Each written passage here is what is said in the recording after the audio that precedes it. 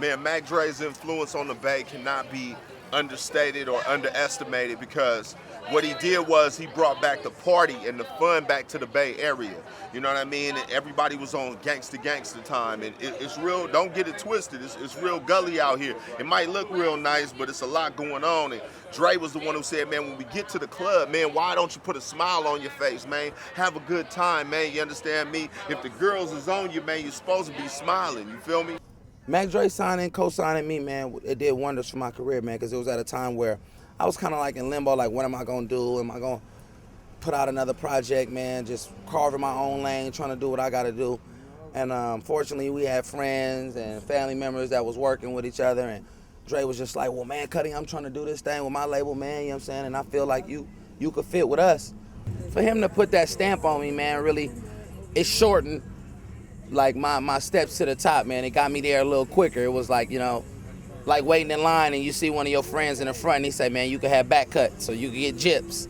So he definitely gave me gyps, man. And you know, every day, man, you get a chance, you think about Dre, man. I know I do. Mac Dre was going outside to the little cities around the Bay Area. He just touched every piece of the Bay Area, made sure the fans seen him. You know, he was there doing shows. They could touch him, talk to him. So he said, and that, like, sparked something big. That's what sparked the whole Thiz thing, and they was like the biggest thing out here, you know what I mean? First time I met Mac Dre was at Mission Rock, like a big club, 18 over party where he was gonna perform. They're going crazy for him, but they don't want to touch him. And I seen people walk through there, they want to attack him. It's like, nah, he was too cool for life. They just want, I just want to get next to you, brother. I want to like grace her in your aura like this. I ain't gonna try to be on you. Yo, I'm a believer, hands down. The things that I've seen with this guy and the followings and what they were doing, and mind you, he even played the old records that I grew up with. They were singing those. I was like, hands down, he was the greatest. The best time I had with Mac Dre is when we did, what the hell that song called, man? Boss Tycoon, man, for his album, man. And I remember Kilo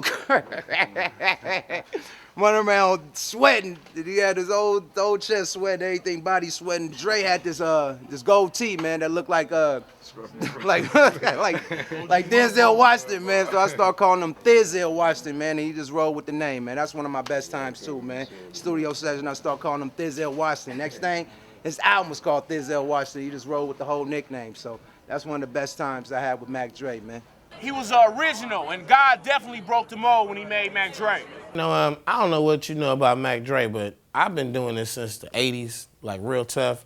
And, you know, when I think back to who was really around, that was relevant, that stayed around and became very relevant, you know, it's Mac Dre, E42 show. We've been holding this down for a long time. You know, it's a lot of us out here in the Bay that hold it down and made very, very, very major impacts. But, you know, I'm always say 40, Short, Dre, got a good little run in and really influenced a lot of folks. Well, one of my best Mac Dre memories was, first of all, basically seeing him come home from the feds. You know what I mean? But then seeing him plant a seed as well and hook up with myself and the homie TC and my cousin Sugar Free. And we put a song together called ABCP. You know what I'm saying? And it just hit real hard. Like, but basically seeing anybody get out, step up to the plate, move straight forward, and put the rap industry in a chokehold, and that's basically what he did. You know what I'm saying? And kick the door wide open, as far as with the hyphy and the Thiz, with the Thiz movement and etc. That was one of my biggest moments messing with Mac Dre, is being able to be a part of that. You know what I mean? When we talk about Mac Dre, we're talking about somebody who I don't think we don't put them in the same vein all the time. You know, we talk about Too Short. Talk about the Tonys, we talk about E40, and we often forget like Mac Dre was a pillar there too, you know. So I remember Mac Dre from, you know, right after the Mac died, you know, back in the days. I think people admired Dre for being one consistent, always being somebody who had good music, and then when he came out, was able to get back into the game and really establish and really set, you know, gave the Bay a new birth.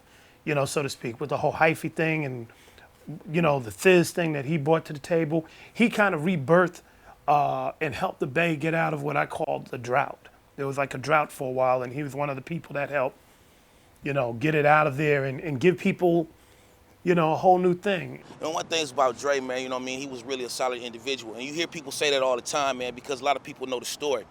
Well, for me, you know, it was a personal thing because I am part of the story. You know, Dre really gave up his career for 5 years because he stayed solid to me and my little cousin, Kilo Kurt. You know, at a time, he had a position where he could have said, hey, I'm going to tell on these dudes and been on the streets. But now he stayed solid, man. When he did his pen time, it came right back out to the streets. So for people and the fans to see that, man, to see the dude that's in a position where he could have, you know, went either way and he took the gangster side, man, and did his thing and got back to the streets, man, that's a plus. So, you know, I love him to death, and that's why I keep him with me everywhere I go. Like, me and this dude gonna always be together. Diggs, Dre Diggs forever, man. Like, he lost his life for me, man. I'm spending my life keeping him alive. Yada.